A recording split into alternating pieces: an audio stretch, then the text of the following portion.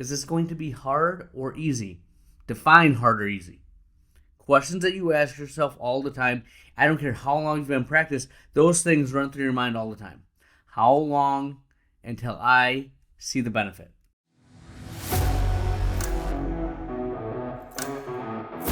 All right, friends, the Ultimate OD Podcast. We have an amazing episode for you today. We're talking about the mindset that you need to have happiness and success. We both want those. You need to have this mindset. Listen to this. A little bit of office talk. The ultimate team gets you where you want to go. I'm going to tell you my team and what I've learned over the past 12 years. We have the closing thought of the episode. This is the Ultimate OD Podcast. Here we go.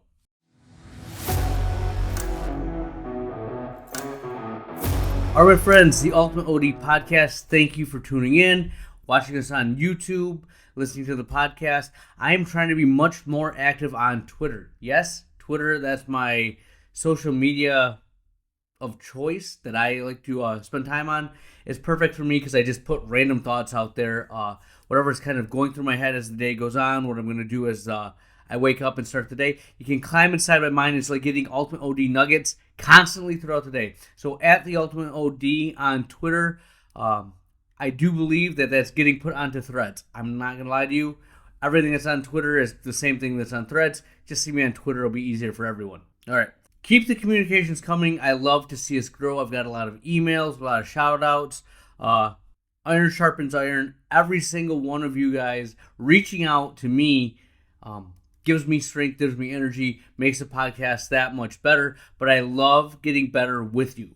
Every time that you put a question out there and you force me to think about it, try to come up with a solution that I would do in my office, we all prepare ourselves to be better. So keep communicating. Dr. Lilly at theultimateod.com is my email. I will personally reach back out to you if you send me an email. Now, today I'm going to talk about something that is very, very important, and I think it's often overlooked. And it's the mindset that is crucial for us to succeed. The mindset that we need to have to be entrepreneurs, to start our own business, to think that we can do what's been done for years better than the guy down the street. Better than the offices that have been doing it for 20 years while you can come in and take a piece of their pie. Now, early in my career, one of the hardest things about starting cold, one of the hardest things about being in practice was I had no idea what to expect. Okay? What kind of insurances would I take? How do you bill insurances? What is managed care? I think back to staffing issues. How do I schedule my patients? Heck, patient care. I worked at the IEI Institute in Chicago in an environment where you do an exam for 3 hours. That's not real world. We didn't deal with insurances because it was a Medicaid clinic. So you could run every test, you could do whatever you needed to do, and that was that. When I started, it was just a whole bunch of unknown. Okay, so expectations will make your experience better or they'll make it worse. Okay? I knew it was going to be hard, but I never really knew to what extent. You hear all the stories. Everyone will tell you the experiences they went through, but until you live it, you don't really know. Now, as I was saying, expectation is crucial towards success. So, how long will an exam take? How much is this going to cost? How long until I get an ROI on this investment? Is this going to be hard or easy? Define hard or easy. Questions that you ask yourself all the time. I don't care how long you've been in practice, those things run through your mind all the time. How long until I see the benefit?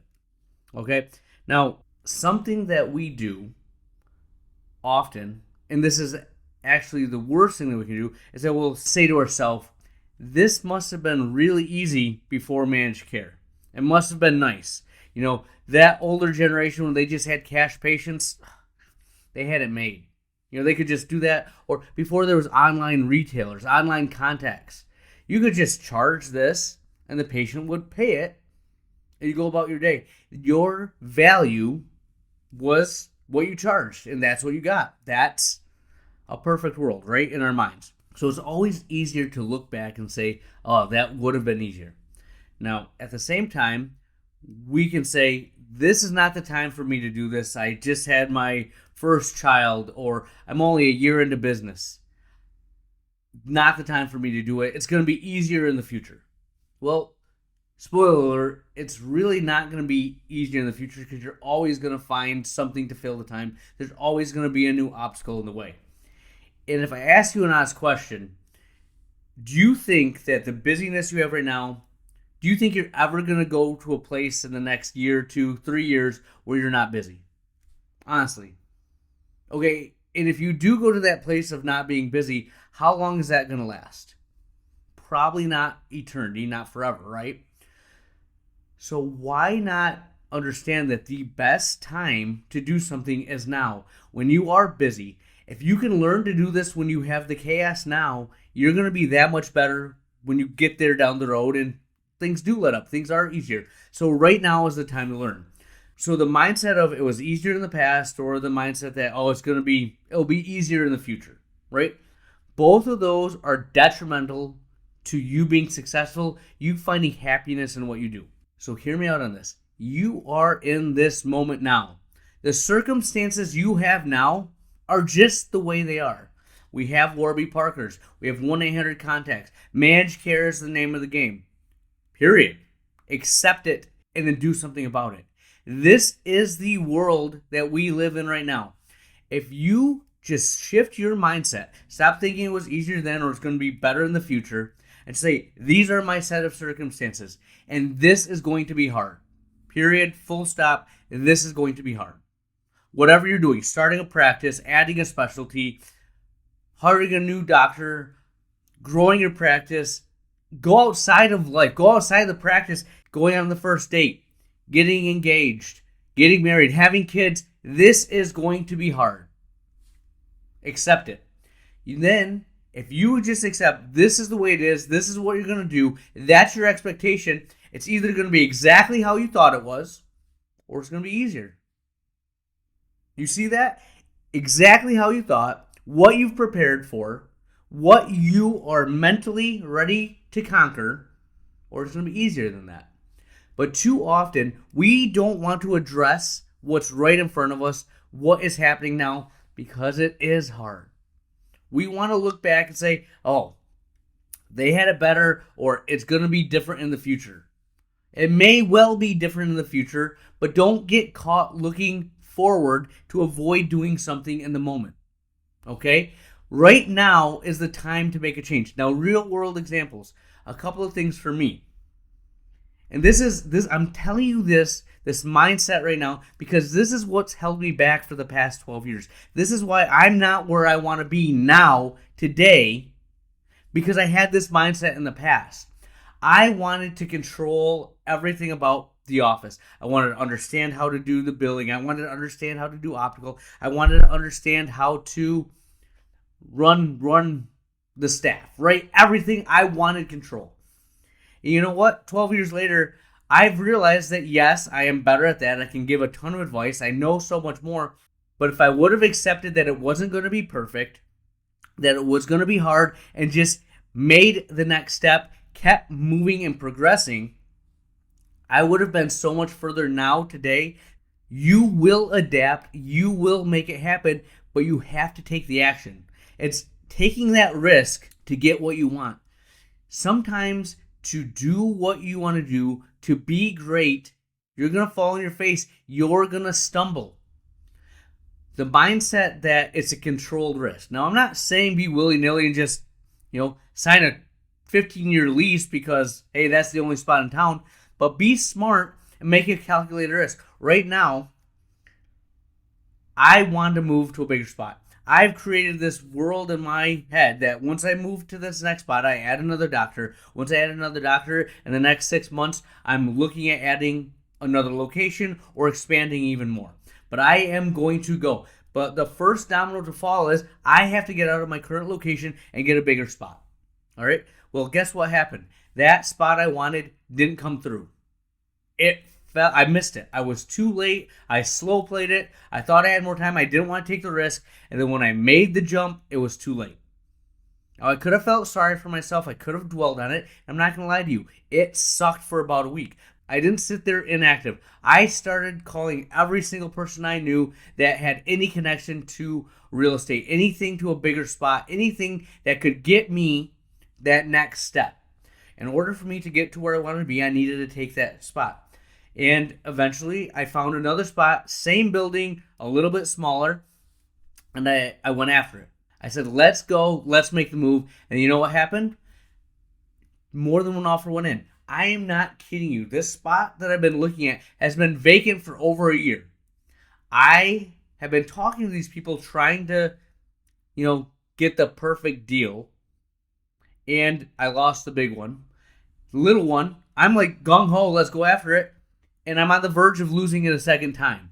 Now, the second time, I said to myself, I did everything I possibly could. I got a broker. I got in contact. I was making moves.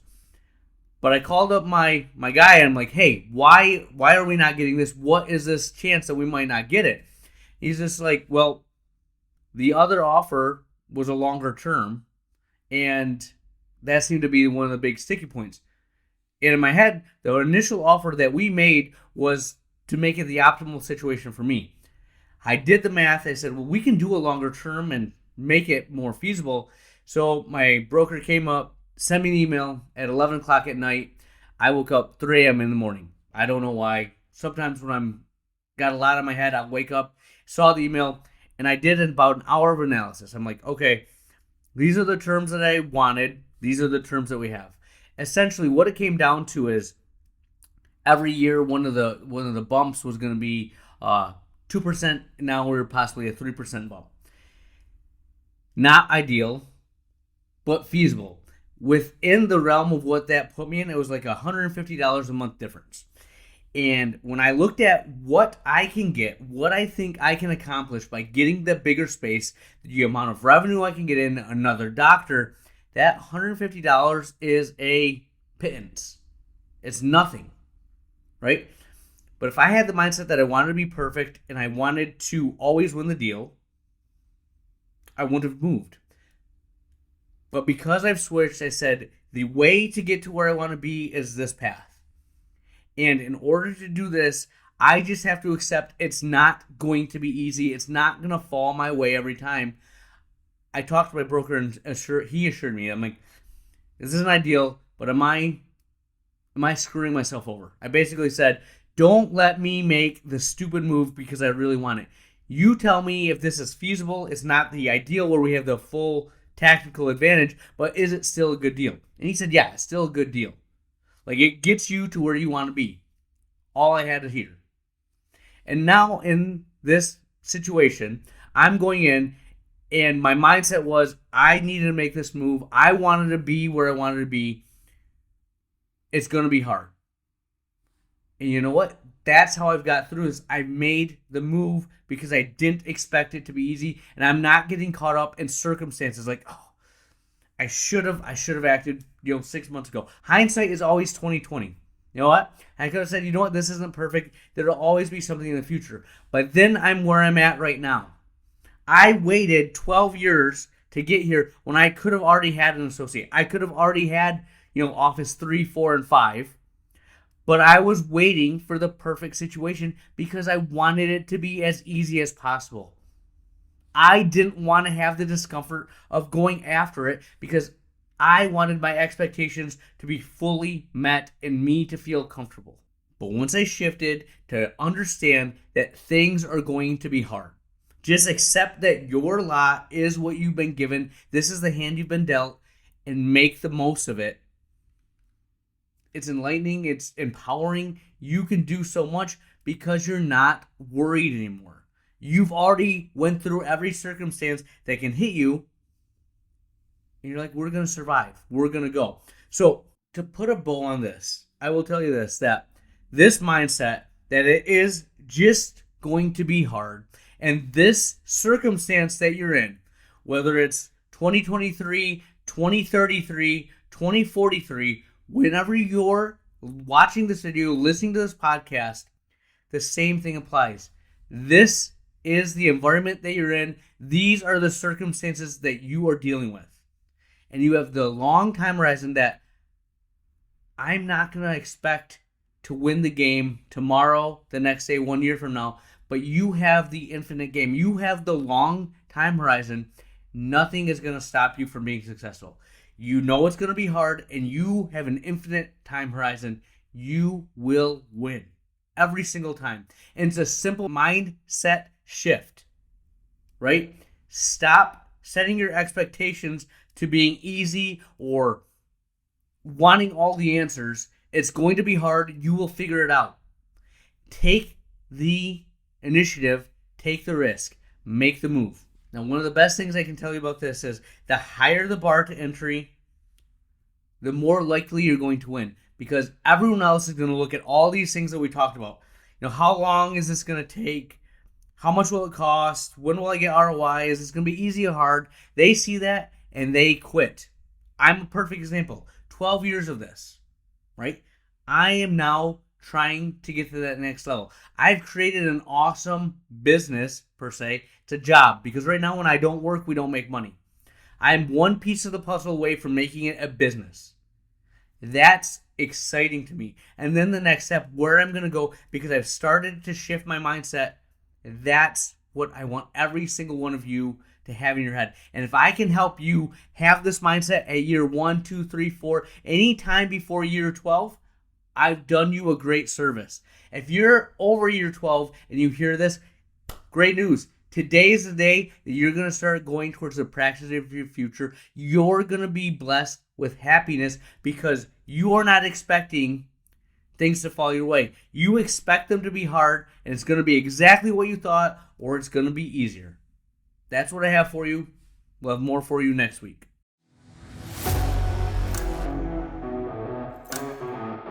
All right, my friends, a little office talk. I guess this episode today is me putting myself out there and letting you know some of the things that I've learned along the way, trying to make you better than I was sooner.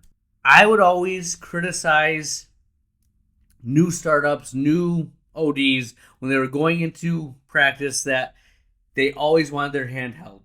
They always wanted the consultant. They wanted all the answers. And I'm not against you, getting help, getting advice. That's why we have this podcast. I'm not against consultants, but to be so worried, so paralyzed with fear that you're going to make the wrong move is awful, right? That's not how you want to run a business. That's not how you get to be successful. You have to have that false bravado even at the beginning that I'm going to make a move, right or wrong, this is the decision, and we'll adapt and pivot from there. And you keep doing that, and eventually you get to where you want to be. But one of my sayings would be, you pay for what you don't know.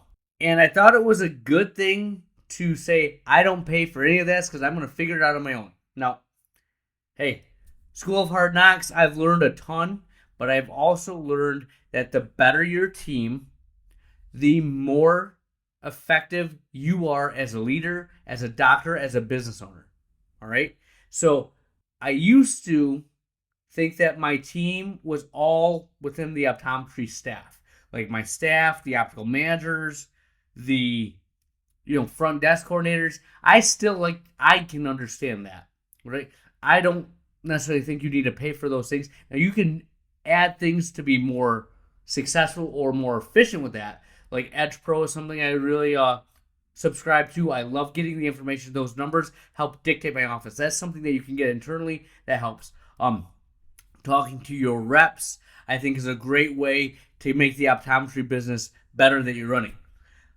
But what I do think that you need to pay for is that team outside the office. The things that you need to grow and get better. Your CPA.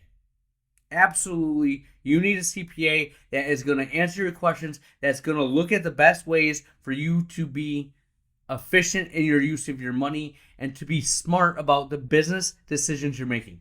So a CPA, worth the money. Brokers. Yes, brokers. I don't care if you're going to expand, if you're going to just lease one spot. Get someone that can help you negotiate that lease. Get someone that's been in the trenches. The first lease, I just kind of signed. I said, okay, here we go. Then every time I did a renewal, tried to negotiate to what I wanted. And again, you don't know what you don't know. But as I'm going through and trying to expand, I've got a broker, and my eyes have been opened to all the things that I was missing. I realized that the other brokers that I was working with to lease a space were fully taking advantage of my lack of knowledge, my need to be in that spot. They knew they had all the leverage, and I didn't know what I was up against. Now that I have someone on my team that I can bounce ideas off of, the brokers I'm working with are dealing with the other professional. He's the middleman. It's much easier for me, and I feel like I'm getting a better deal. I feel much more comfortable about what I'm doing. Also, as I go to expand, this is part of my team. Marketing firm. Okay, when you go to market, I encourage you, look at people within the optometry game or look at people that have worked with other optometry offices. I did not realize how specific our industry is. When you're trying to grow a dry eye clinic, when you're trying to grow myopia management, and they don't understand what a dry eye therapy is, they don't understand what IPL is, or they don't understand what myopia management is, it's not as simple as being a cookie cutter. You have a product or a service, and we're going to market that product or service. Like, it is a level of understanding that the expert in the field has that not everyone does. Now, again, there are some universal things that you can have there, but I find after working with 3 different companies, the people that have worked in the industry are so much more knowledgeable, and they can give you insight into what they've seen in other offices, and you can apply that to yours. It's amazing the ideas I've got by working with people that know what they're talking about.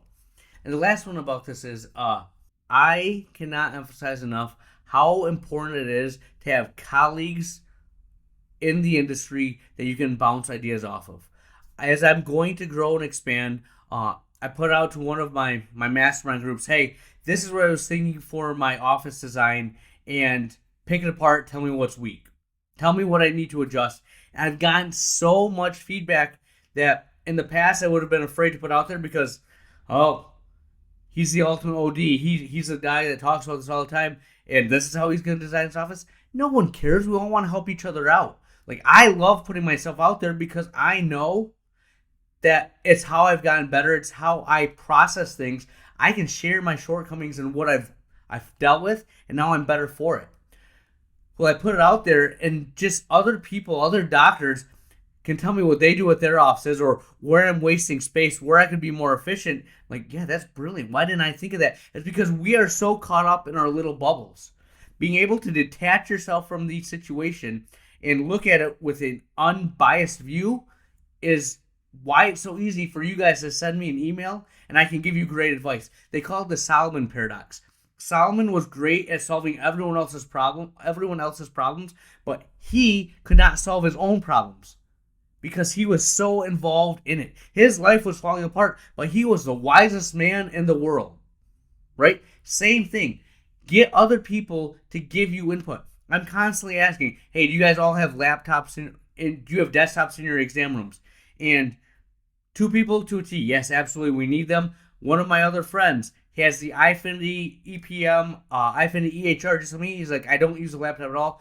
Once you learn how to use it on the iPad, it's incredibly quick and efficient. That's all I do. Well, as I'm looking to grow and expand, computers are expensive. If I can be more efficient on a laptop, I've just increased my ROI. I've made my business better because I asked my friends the question of what they're doing. I'm thinking I have a bunch of other people that have went through a bunch of other experiences. Now we combine our thoughts. That's amazing. Have colleagues that you can bounce things off of. And if you don't have a group of people that are in private practice optometry, send me an email. We have mastermind groups that we talk to each other and we bounce ideas off each other. It's amazing. It's helpful. It's good. That's what I got for you. We'll have more for you next week.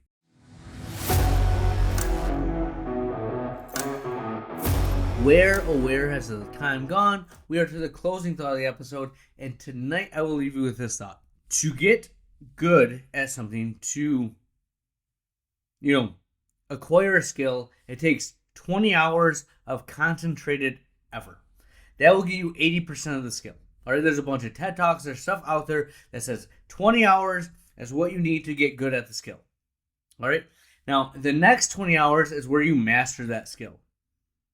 So if I take that back and I tell you just 20 hours of focused, dedicated effort, and you will have a great understanding of whatever you're trying to do. And I can attest to that. As I've went through and just tried to be as good as I possibly can about dry eye, I listen to these lectures. I look at all these things. I'm listening to a podcast about, you know, MDs talking about how they're treating ocular surface disease, and they give a case, and I think about what they're going to do, and I'm like, I'm on the same page as you. That's a win for me. I've come a long way there. 20 hours. The next 20 hours I'm working on to be truly great at what I'm doing. And I'm always trying to look at what I'm doing and evolving it better. Now, simple and easy, right? We put in 40 hours. It's a solid week of effort, and you can master a skill. But you know what the kicker is? How many hours does it take? How many years does it take? How many decades does it take for you to put in that first hour? Right? How many times have you said, I'm going to learn how to do X, Y, or Z, and you put it off? And you put it off. And you put it off. And then, 2, 3, 4 years later, you're like, you know what, I'm actually going to do it. You do it, and then you love it, and then 20 hours later, you're good. And it's not 20 hours that it took you to learn that skill. It's 10 years because you put off the first hour to get started. Right? That's the point I'm trying to make is stop putting it off. Find a way to do what you want to do and make it happen now because it's just 20 hours. But if you keep putting it off, that 20 hours, it's going to turn into 20 years. And that's what I have for you. Dr. Lily out.